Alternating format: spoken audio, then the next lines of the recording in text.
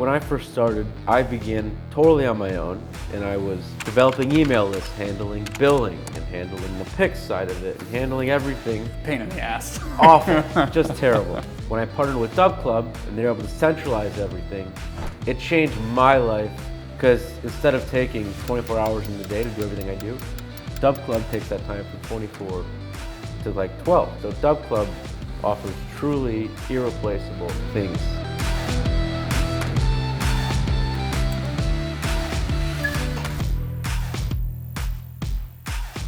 You mentioned that your favorite part of working with DubClub is interacting with people every day, and the drive that entrepreneurs have and the ways that you're able to bring them success, that drives you. How would you say that drives you? What do you think is the biggest motivator in helping people grow their businesses? Yeah, I think it kind of boils down to the fact that it's people's livelihood, right? Like, this is what a lot of our customers are doing full time and are supporting themselves by doing. And so knowing what is at stake for them, knowing how much commitment they have and you have for your business and what it means to you, it's like, nothing better than getting to work with people who are that incredibly motivated in doing what they do, right? And who are having a ton of fun doing it. So just having that opportunity to work with those kinds of people every single day, while also kind of yourself being in that camp with them, you're in the trenches together, it's just really cool, right? And you know it as well, having learned, started, failed, peaks and valleys over your DubClub journey, and then you get to a spot where you feel like you start seeing a little bit of success, momentum starts building on momentum, and you wake up one day a year and a half later and go, holy shit, I've got something really cool here that I really love doing. So that's just like really special, and there's not a lot of other places that you can work with people where you get that same kind of reward, period. What is one thing that you feel from your time starting at DubClub that you didn't really know much about, but now you consider yourself a pro and could give a TED Talk potentially on this one area? So, yeah, I think so. DubClub in and of itself is an online business, but I think an understanding of what it takes to build a business online, I think in the account management role at DubClub, our job are to be advisors for people running their businesses. And those people trust us to help them make sound decisions. And over the last 3 years, working with creators and really diving into the social space, now have like a really strong expertise and an understanding of not only, what it takes to run a business, online or at DubClub, but also like how to produce really awesome and engaging content, how to coach people through the woes of being a early stage creator and figuring out where your niche is and how your content's going to resonate with people and figuring out how to build a really awesome community online. All of those things are really key elements to being successful if this is something that you're interested in doing. And DubClub's almost like a little bit of a cheat code in getting you like from zero through your first year in a week.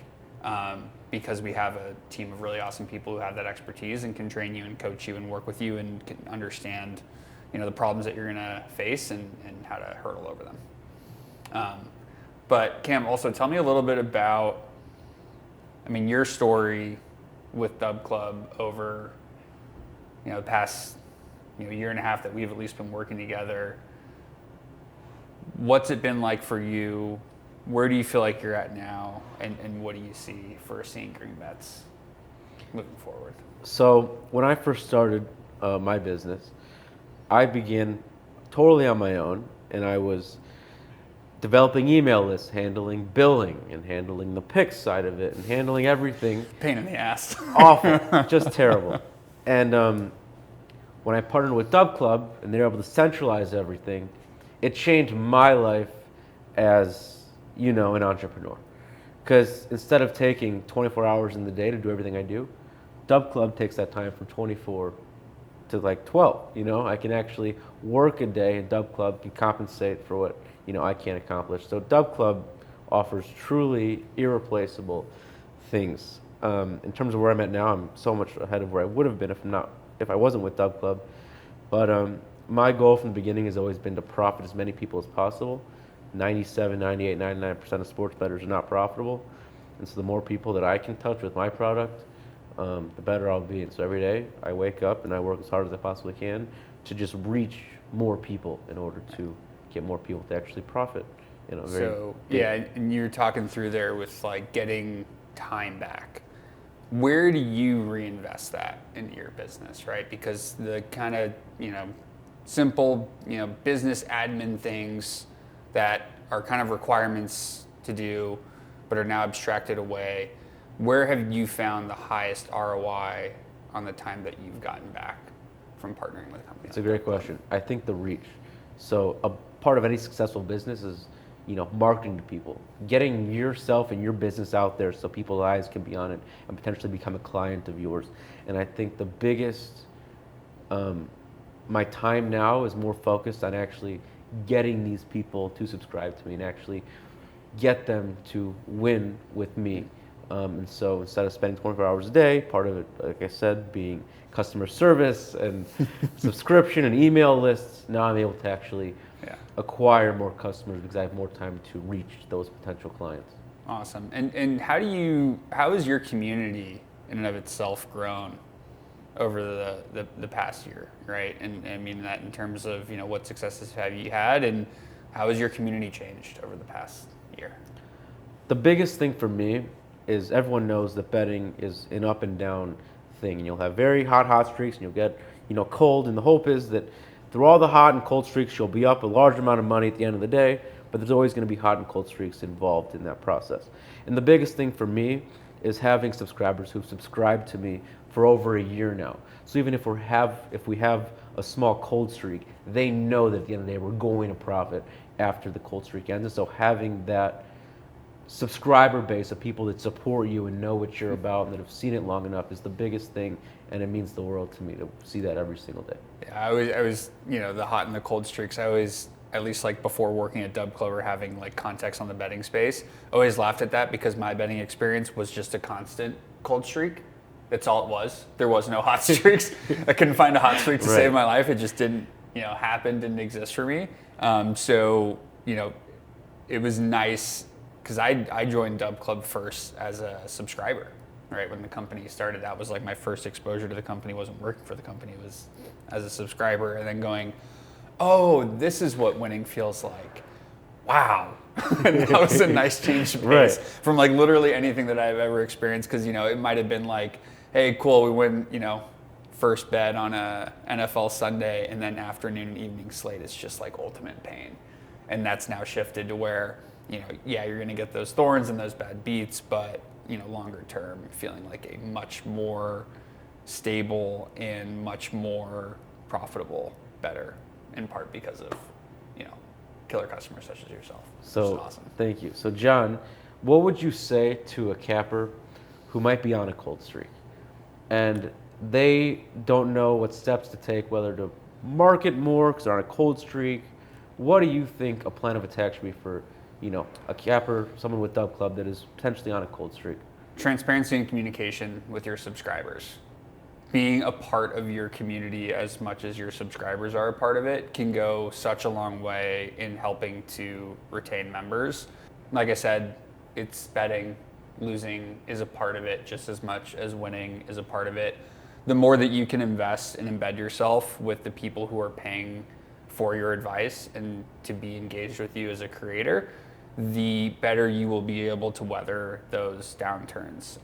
There are some specific steps that you can take to, kind of show a little bit of empathy, understanding that, hey, the content isn't performing in the way that you're accustomed to it, whether that be, issuing extensions through DubClub, running some giveaways for folks, showing that you are there, present and engaged, and an understanding and admittance of, hey, things aren't going the way we want. And also being able to laugh at it sometimes too. I think that's something that gets lost in this space sometimes, is that like this is supposed to be fun and recreational. When you absolutely eat it and reverse sweep on a day, it's kind of funny to pick up the camera, turn it on yourself, and just laugh that you blew it, right?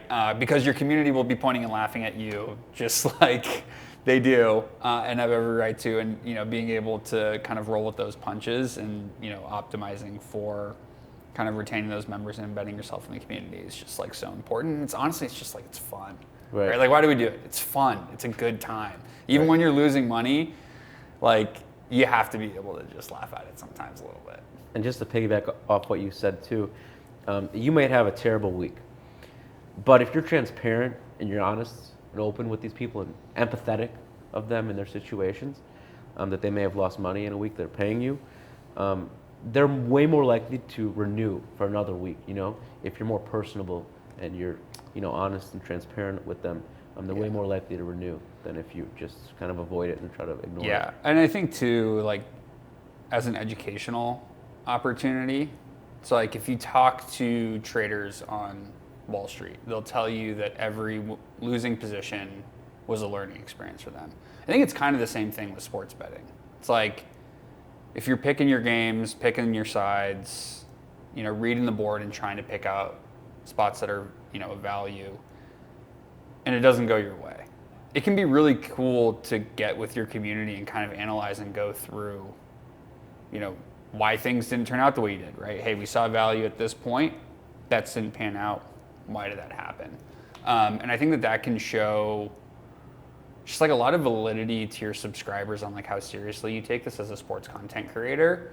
And some people are very willing to do that. Others, are less willing to do it. But I think that type of, like I said, going back to like engagement with the community is the stuff that can go just like a long way to building trust with your subscribers, and something that anyone who, gets anyone else to pay for something that they're producing should, take pride in value in. Right? Absolutely. So you've worked with a lot of different cappers over the time you've been with DubClub. Ton.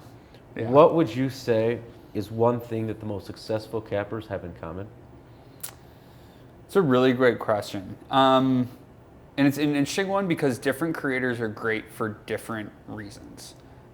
As an example, there are some customers who, I would consider to be potentially like sharper or even more profitable long-term sports bettors, but have smaller dub clubs. And then there are others whose strengths live elsewhere, right? So it's definitely not a one-size-fits-all shoe as far as, hey, what does everyone do? Like, how do you be successful? I think the biggest things are being consistent in your business and your content, whether that's producing social content, whether that's in taking your research seriously, in getting plays out to consumers in a time frame where they can actually use that content, whether that's time spent, in your community or engaging with subs.